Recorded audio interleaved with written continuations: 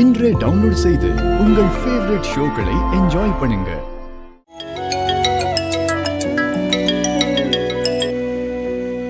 சொல்லு கார்த்தி, நல்லா இருக்கியா?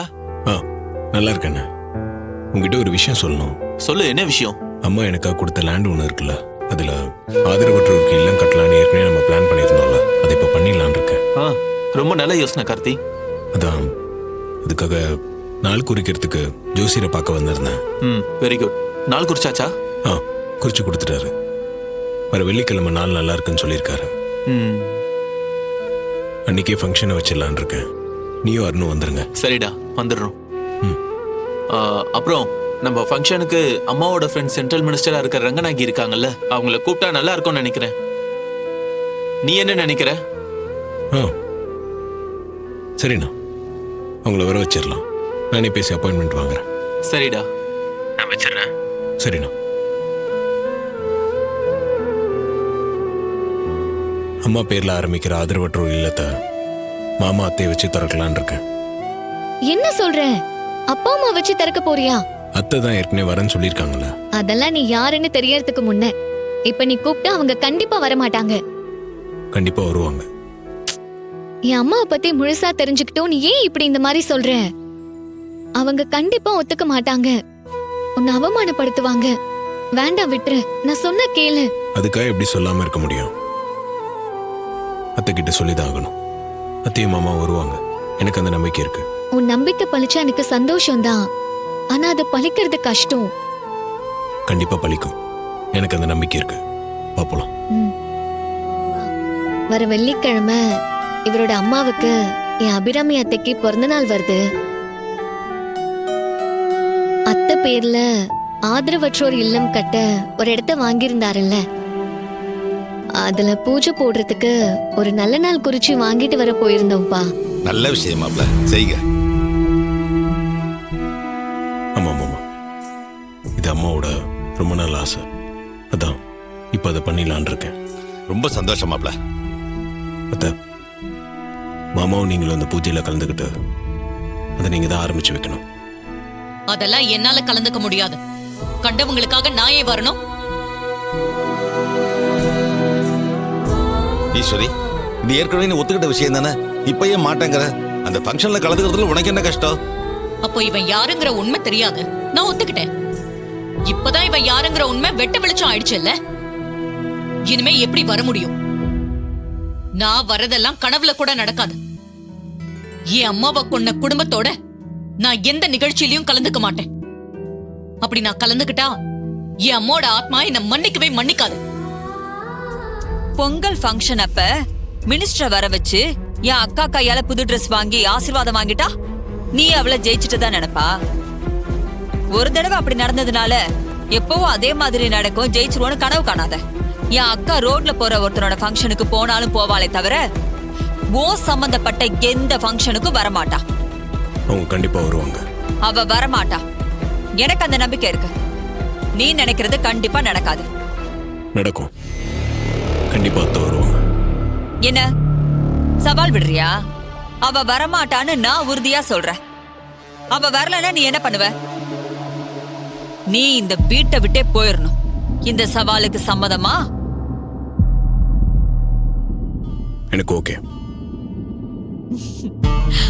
அவ்வளவு கான்பிடண்டா உனக்கு? ஒருவேளை இதுலயும் நீங்க தோத்துட்டா? அப்படி ஒரு நிலைமை எனக்கு வராது. அப்படி ஒரு நிலைமை வந்துட்டா என்ன பண்ணுவீங்க? அதையும் நீயே சொல்லு. வேற என்ன? நான் சொல்றத நீங்க செய்யணும். என்ன, திரும்பவும் என் புருஷன் கூட போய் சேர்ந்து வாழணும்னு சொல்லுவ அதானே? இல்ல, அது பழசாயிடுச்சு. இது புதுசு, வேற ஒண்ணு இருக்கு. வேற என்ன? என்ன? அந்த இடத்த கூட்டி பெருக்கி நல்லா சுத்தமா நீங்க தான் மெயின்டைன் பண்ணணும். அது உங்களோட பொறுப்பு.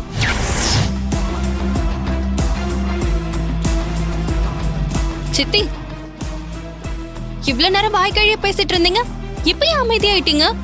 சொல்லுங்க, சவாலுக்கு ரெடியா? என்ன உங்க முடிவுன்னு சொல்லுங்க சித்தி.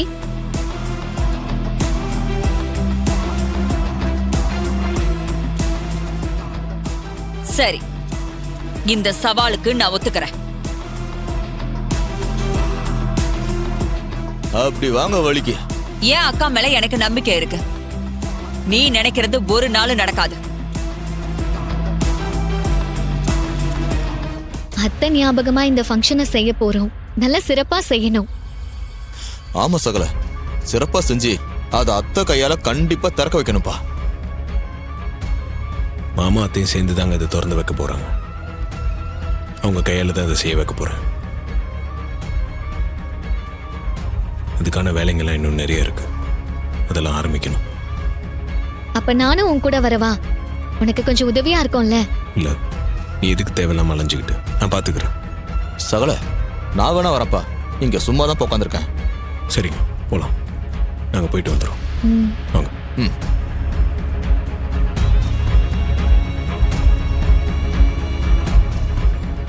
டேய் டிரைவர், என்ன மீறி இந்த ஃபங்க்ஷனை நீ எப்படி நடத்துறேன்னு நான் பாக்குறேன். அந்த டாக்குமெண்ட் உன்னோட கையில கிடைச்சாதானே நீ ஆதரவற்றோர் இல்லம் கட்டுவ. அதையே நான் உனக்கு கிடைக்காம பண்றேன். இந்த விஷயத்துல நான் உன்னை ஜெயிக்க விட மாட்டேன். உன்னை நான் இந்த விஷயத்துல தோக்கடிச்சு இந்த வீட்டை விட்டு உன்னை துரத்தாம நான் விட மாட்டேன். ஆமா, அந்த இடத்தோட டாக்குமெண்ட் இன்னும் அந்த சேட்டுக்கிட்டே தான் இருக்கு.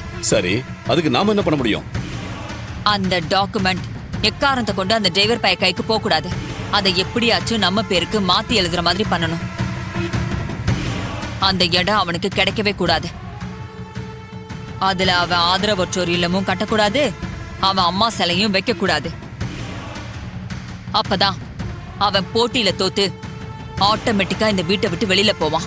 நீ சொல்றதெல்லாம் கேட்கறதுக்கு சந்தோஷமா தான் இருக்கு. ஆனா இதெல்லாம் நடக்குமா என்ன? நடக்காதுன்னு சொல்ற காரியத்தை நடத்தி காட்டணுங்க. அதுலதான் நம்ம சாமர்த்தியமும் இருக்கு. நமக்கு கிடைச்சிருக்கிற ஒரு நல்ல சான்ஸ் இது. இத மிஸ் பண்ணாம இத காரணம் காட்டி அவனை வீட்டை விட்டு துரத்தணும். இல்லனா அவன் ஏதாவது ஒரு வித்தை பண்ணி நம்மளை தோக்கடிச்சுக்கிட்டே இருப்பான். ஹலோ, யார் பேசுறது? ஹலோ சார், என் பேர் கார்த்தி. உங்க அப்பா கிட்ட என் லேண்ட் டாக்குமெண்ட்டை பிளட்ஜ் பண்ணி 5 கோடி ரூபா கடன் வாங்கியிருந்தேன். வட்டியோட அசலை செட்டில் பண்ணிட்டு டாக்குமெண்ட்டை வாங்கிட்டு போலான்னு உங்க வீட்டுக்கு வந்திருந்தேன். இங்க வந்ததுக்கு அப்புறம் தான் உங்க அப்பா இறந்து போன விஷயம் தெரிஞ்சது. உங்க அம்மா தான் எல்லா விஷயத்தையும் சொல்லி உங்க ஃபோன் நம்பர் கொடுத்து உங்க வீட்டை ஃபோன் பண்ணி பேசிக்க சொன்னாங்க. சார், நான் வெளியூர்ல இருக்கேன். வரதுக்கு 2 நாள் ஆகும். அப்பா போனதுக்கு அப்புறம் எல்லாத்தையும் நான் தான் பாத்துக்கிறேன். உங்க விஷயத்தை பத்தி அப்பாவும் என்கிட்ட சொல்லியிருக்காரு. நான் ஊருக்கு வந்தது என்ன வந்து பாருங்க. அப்படிங்களா? சரிங்க சார், நான் 2 நாள் கழிச்சு வந்து உங்களை பார்க்குறேன். டிகே.